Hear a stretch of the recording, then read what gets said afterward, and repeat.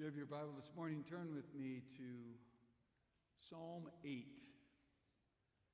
Psalm 8, and once again we'll read the entire psalm, but we're this morning going to focus on that piece of the psalm that takes up the nature of man.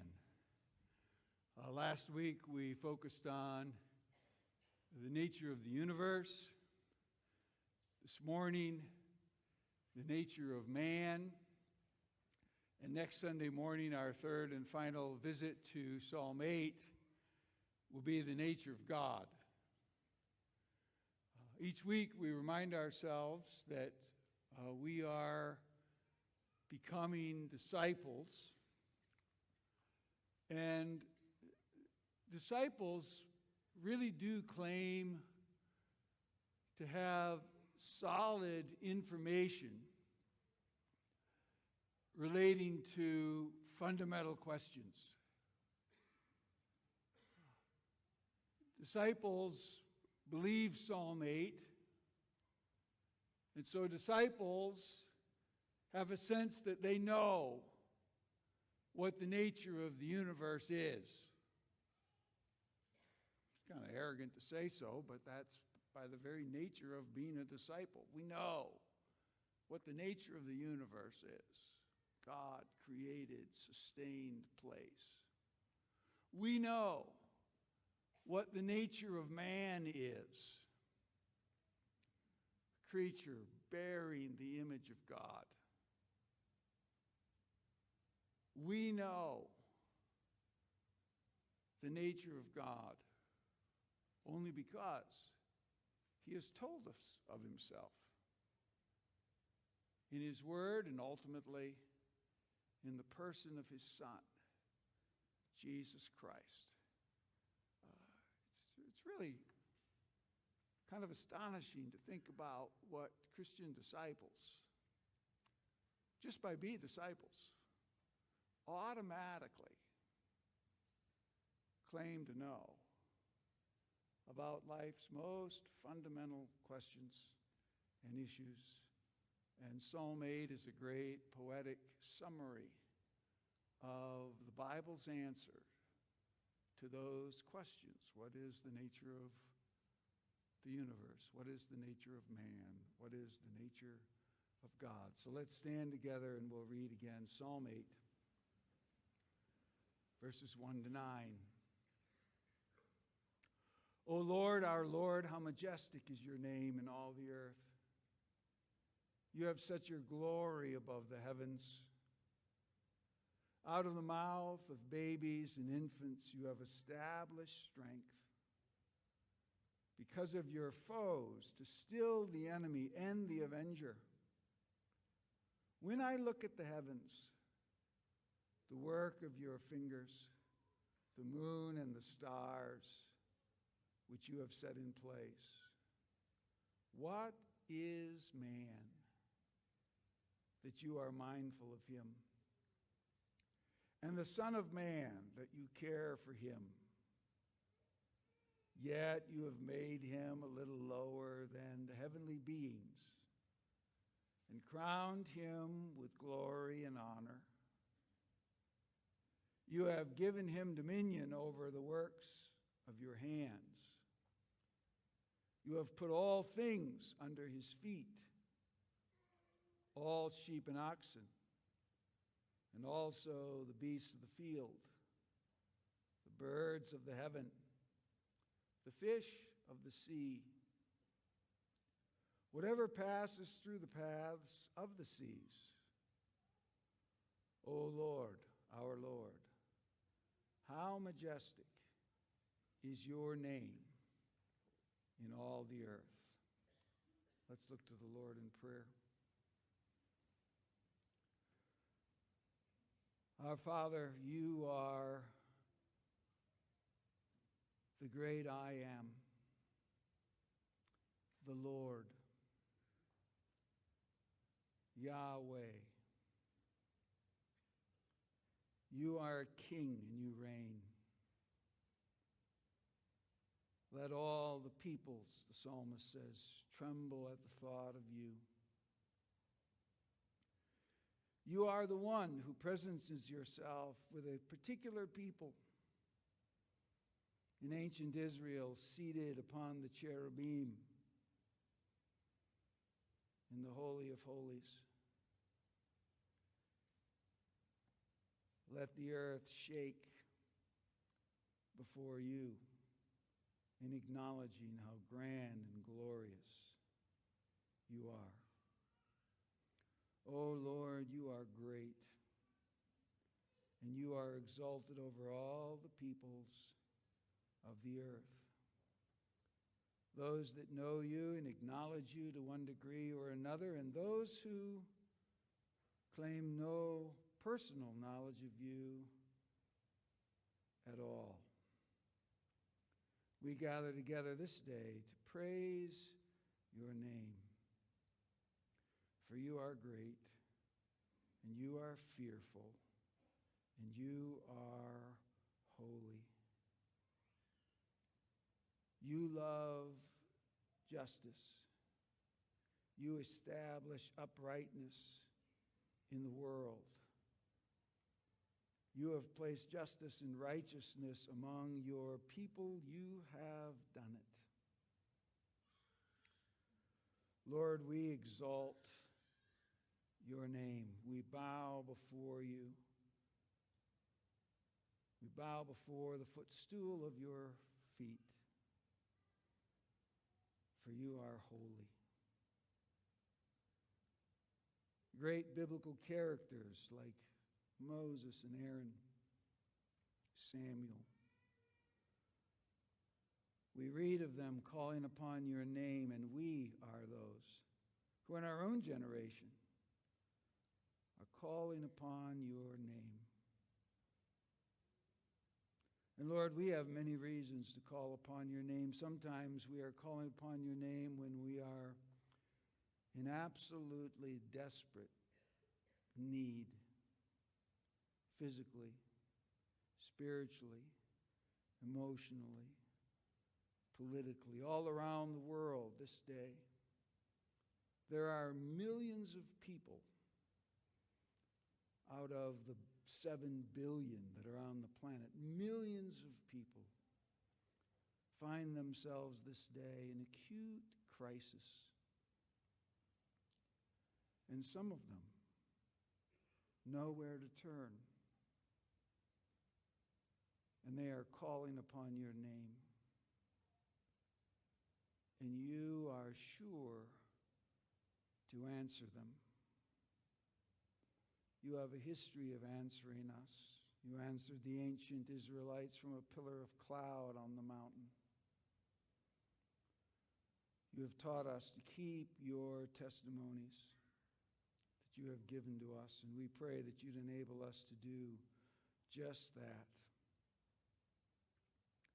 Father, we ask for you to answer those in our own congregation who are calling out to you in the greatest of need, under the greatest of stress. O Lord, our Lord, you are exalted. May we be those who bow before you this day. For you are the holy and everlasting God, our God. We thank you for your presence with us in this hour through your word. We thank you in Jesus' name. Amen. Be seated.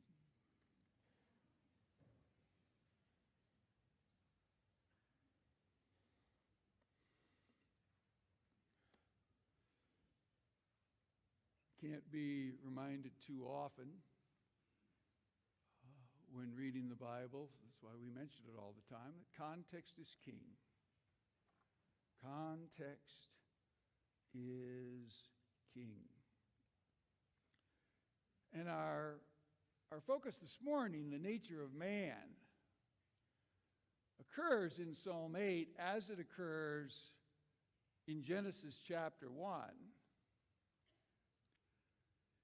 In the context of the answer to the question, what's the nature of the universe? In Psalm 8, David places the question very, very starkly. Having just reminded us, and as we noted last week, that the universe is a God-dependent, God-created, God-glorifying place. Remember how Paul put it in Romans 11:36. For from him and through him and to him are all things. All created reality comes from him, created through him, designed to reflect back on him its glory. That's the nature. That's the nature of the world in which men find themselves. Or as David will put it again, just 11 Psalms past Psalm 8 and Psalm 19. The heavens declare the glory of God. The sky above proclaims his handiwork. And it happens every day. Day to day pours forth speech. And night to night reveals knowledge. And Psalm 8 opens, O Lord, our Lord, how majestic is your name in all the earth. You have set your glory above the heavens. Now, as we noted last week, the NIV is a little more helpful. In the heavens, or the Tanakh, sort of spread across the heavens. Not so much, it's the heavens that you're focusing on, and you see the glory of God there. That's the idea. Above in the heavens. Above in the heavens. I suspect we all have had the experience of being out looking at the sky on a clear night, and it inevitably makes you feel small. That's what David is talking about. That's what's going to raise his question about the nature of man. It's from looking at something like that, you go, wow, wow. But in the modern era,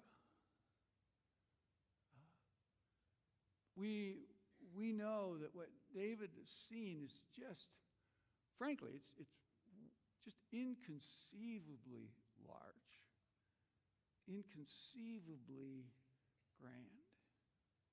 Just talked about many times, right? The closest star to Earth beyond the sun is a thing called Alpha Centauri. And it's 4.3 light years from here. Now, light year is the speed that light travels. In a year, light travels 186,000 miles a second. So if you want to picture it in terms of a jet, so a jet would fly around the world 7 3/4 times in 1 second. Now that strikes me as fairly fast. So that's fast. That's fast. And yet, the nearest star out of the 200 billion stars in our galaxy, the nearest one, it takes 4.3 years traveling that fast to reach it. That means that the heavens are a big, wow, really big, unimaginably big. And even 3,000 years ago, not knowing those kinds of numbers, what David sees when he looks up, strikes him like that. It's verse 3 and 4. When I look at the heavens, the work of your fingers, the moon and the stars which you have made. And then here's his question. What is man that you are mindful of him? Given how large the universe is, David's question is, could mankind be of any real value or significance at all? How could he be?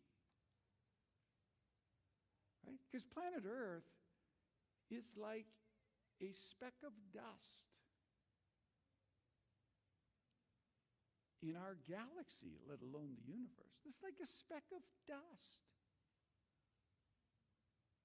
One small planet revolving around one of those 200 billion stars, separated by unimaginable distances, you see.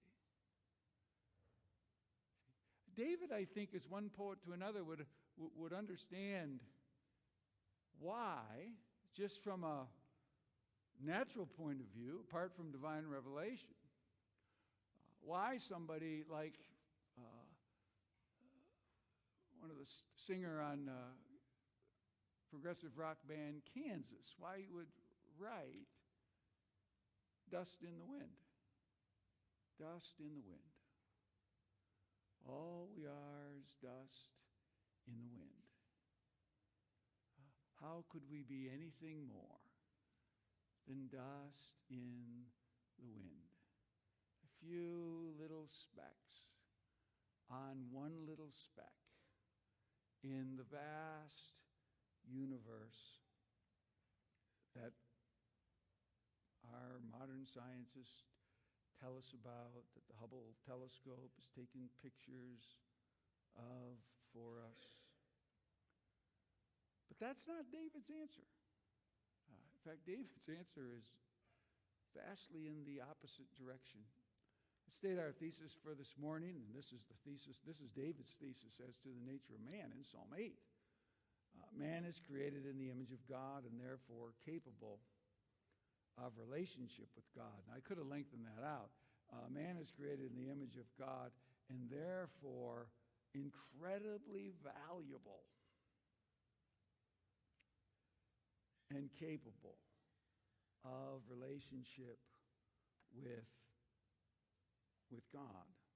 We start out where we've already covered, so I'll review with just four questions, and our first question just deals with the nature of the question itself, David's question. What is man? What is man?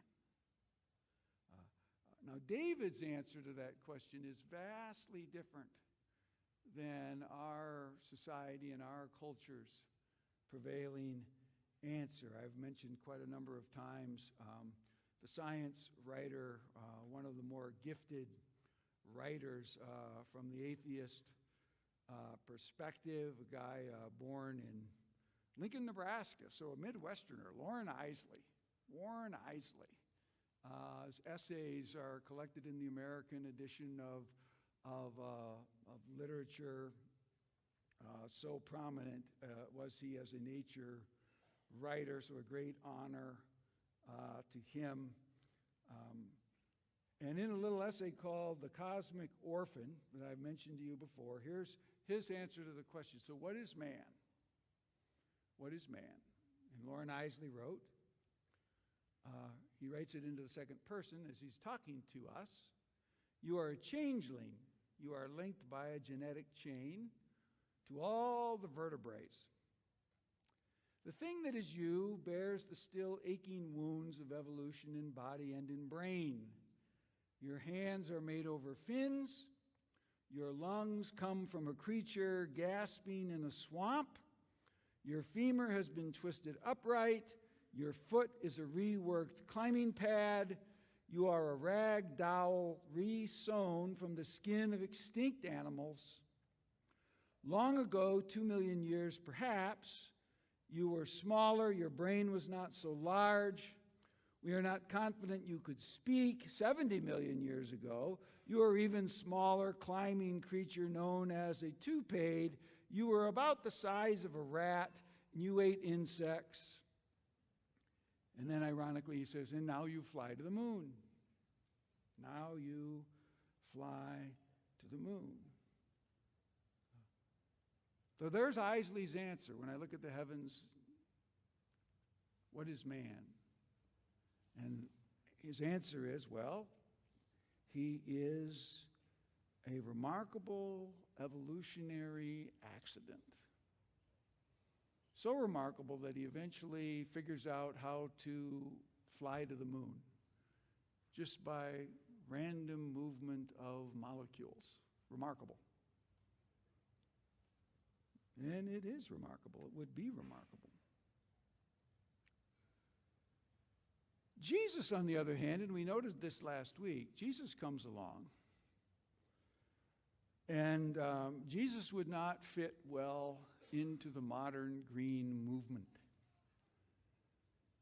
Because Jesus believes in the exaltation of the human race over all of the other created creatures on earth. He does. He makes it plain.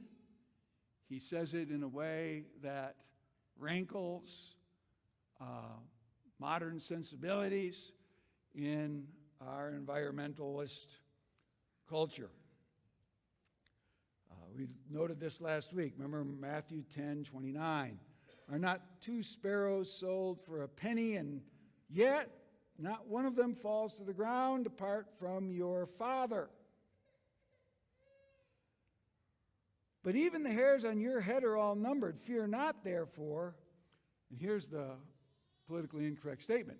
You are of more value than many sparrows. And by implication, you are of more value than many whales. You are of more value than many dolphins. You are of more value than any of the other creatures. But, he says, but remember, God takes note of sparrows. And Jesus' argument is, therefore, he certainly takes careful note of somebody like you. Not one sparrow dies apart from God.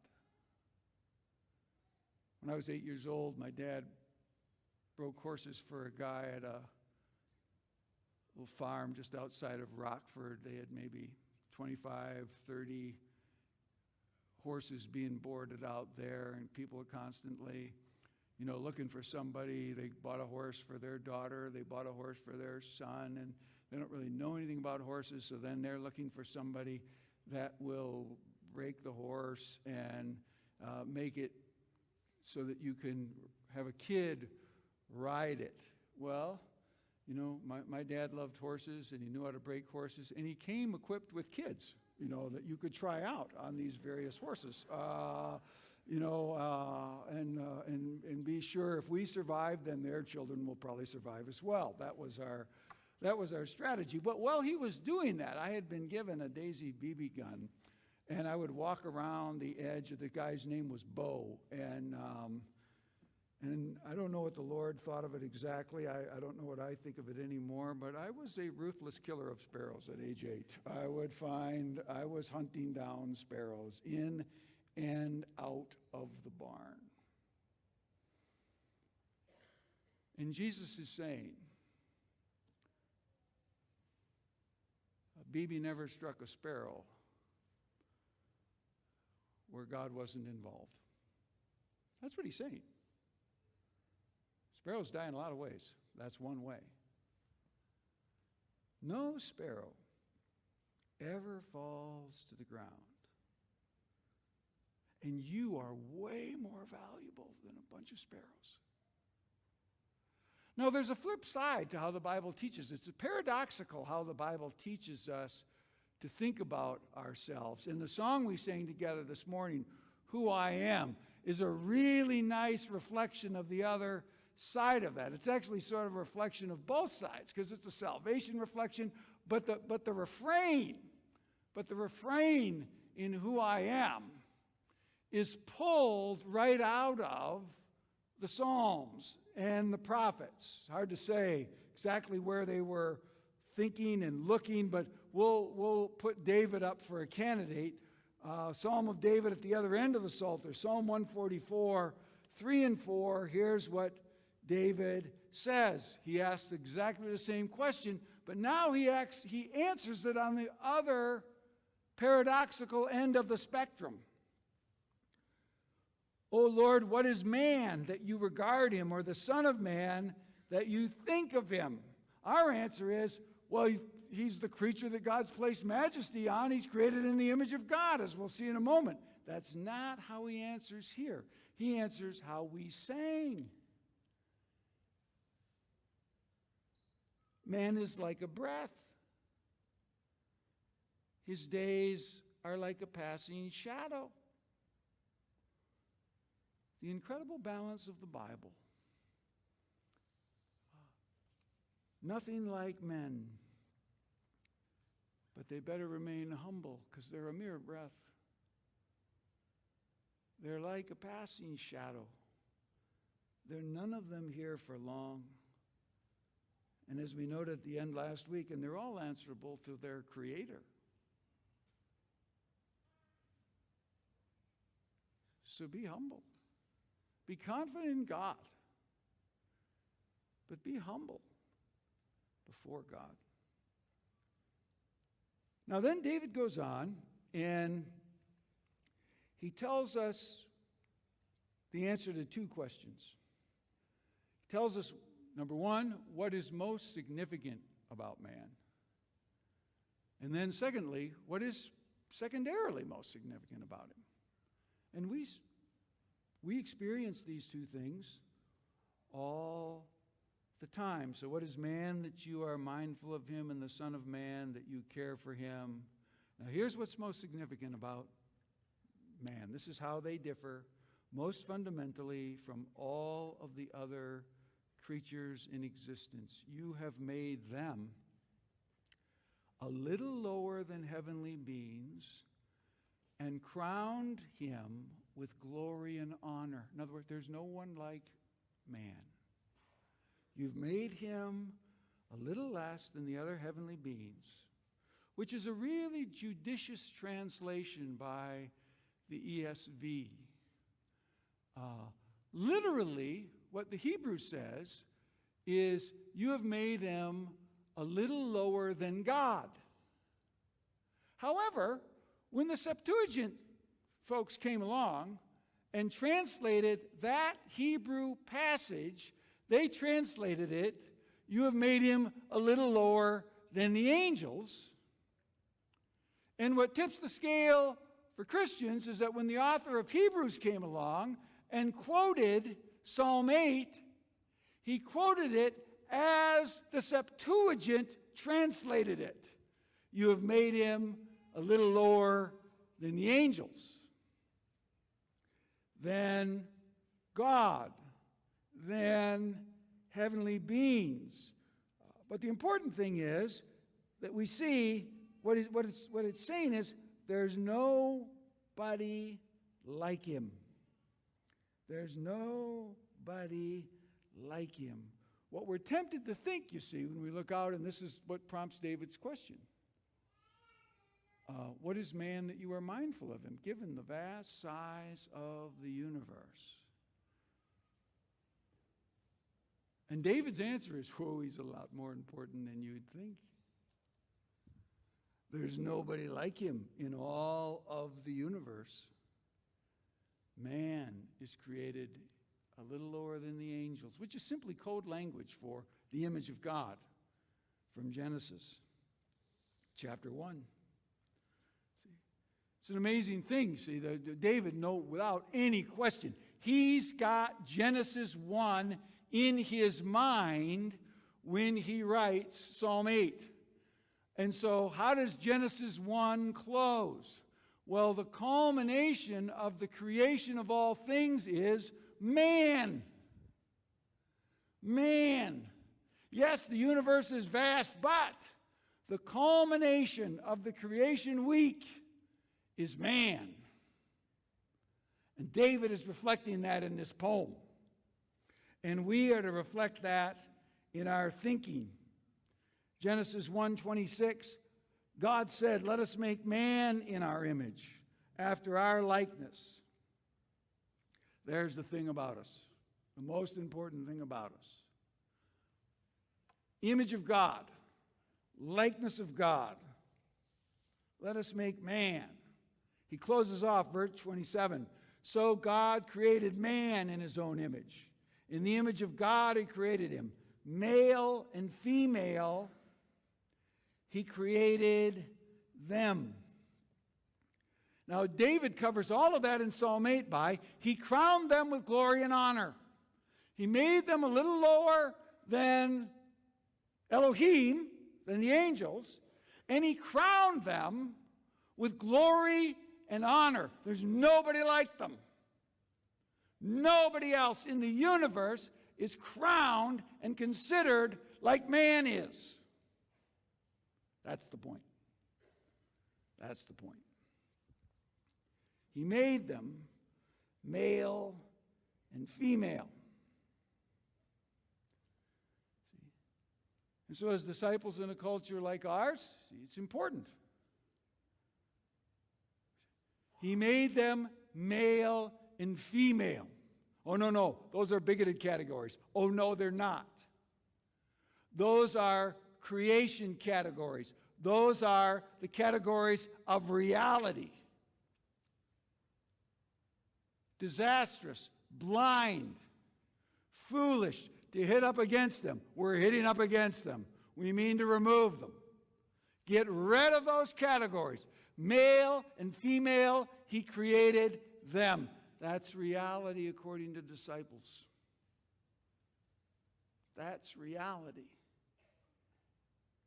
We increasingly don't fit in this culture, but it's not only reality according to disciples, it is the only sane and healthy way to think about gender. He made them male and female. Third question. What's the second most significant thing about man? Well, it's verses 6 to 8. You have given him dominion over the works of your hands. You have put all things under his feet, all sheep and oxen. Also the beasts of the field, the birds of the heaven, the fish of the sea, whatever passes along the paths of the sea. You ever notice this? People, lots of people have herds of cattle. No cattle have herds of Swedes and Norwegians.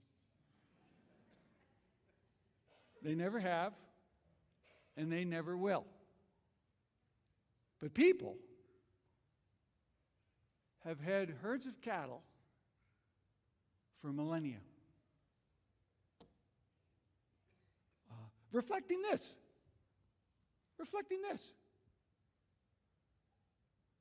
You have given him dominion over the works of your hands.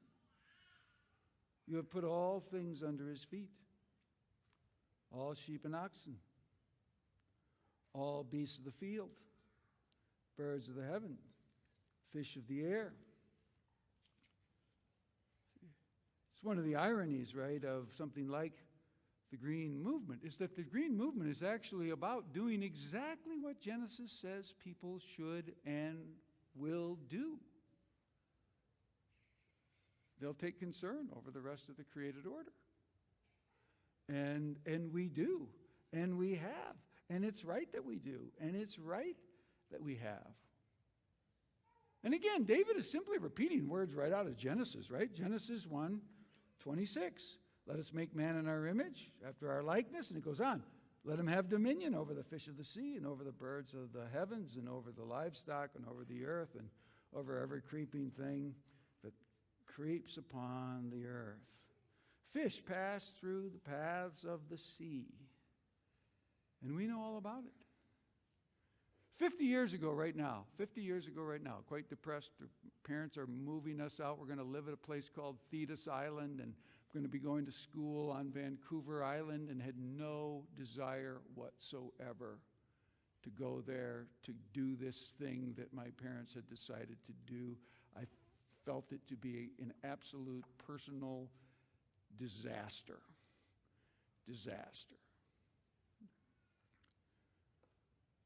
And on the way out there, we were going to see somebody in southern Washington, which is because my parents knew somebody there. So we were passing through the Columbia River Valley, and there, my dad is an outdoorsman type. He loves hunting and fishing and those things. Those were the main sports of his life. Loved it. So, we're driving along, and we drive past, 500 things that I might have been interested in, but then we stop at the fish hatchery, Well, let's go and see the fish hatchery, So in we go, and okay. Fish hatchery. This will be really wonderful. Well, as it turns out, of course, I remember it because I had no idea, right? So we walk up to one of these tanks, and there's like 3 white sturgeon. 3 white sturgeon. They're the guy that's telling us they're each about 1,100 pounds, roughly 15 feet long. Whoa, that's a big fish. That's a big fish. Now, the biggest of the white sturgeon, 20 feet long, 1,500 pounds. 20 feet long, 1,500 pounds. They are an ugly fish. They are an ugly fish. But I looked it up. They've been really improving. Man, we have been really improving the sturgeon population out there. They were in a little trouble a number of years ago. They estimated in the Columbia River 2015. Now think about this. Think of what we know. There's roughly 3,300 white sturgeon, 66 inches long and longer, in the Columbia River Basin in 2015. We know that. We know stuff like that. And then some adjustments were made, and so now 2020, 14,500.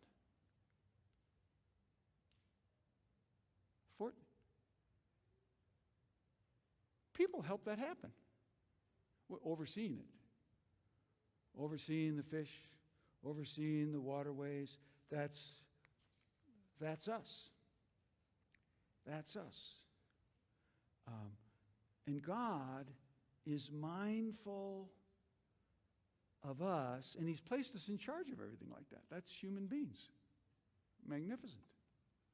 Amazing. But in desperate trouble. And that's how we close. So what's man's only hope? I've already mentioned it. The author of Hebrews uses Psalm 8 in Hebrews chapter 2. Hebrews chapter 2, beginning in verse 5, he says this. It was not to angels that God subjected the world to come, of which we are speaking.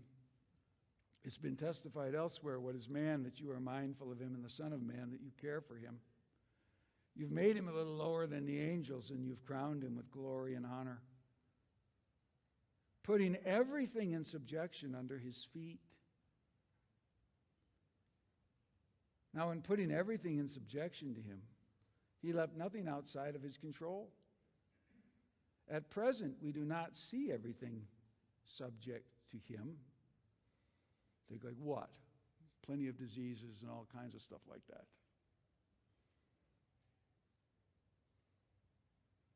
Animals kill us. Well, we try to manage them. Diseases kill us. Well, we try to manage them. It's not all perfect in paradise here by quite a ways yet. But at present, we do not see everything subject to him. And now he switches over to Jesus. But we see him who for a little while was made lower than the angels, namely Jesus. Jesus becomes one of us. Now there's a hint. that human beings are vastly significant. Second person of the triune Godhead becomes one of us. Whoa.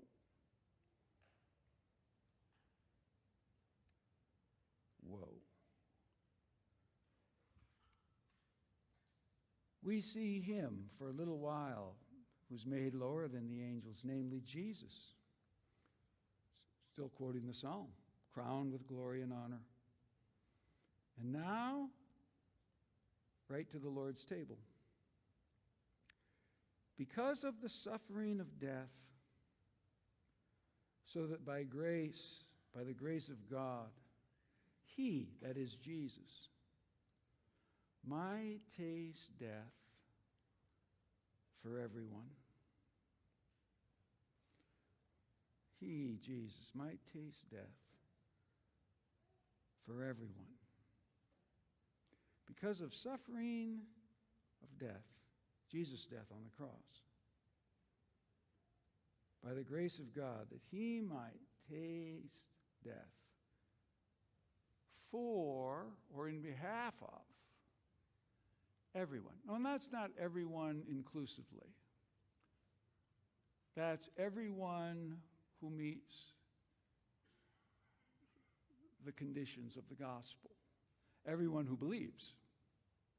Everyone who believes. The Bible makes that very plain. That's what he means.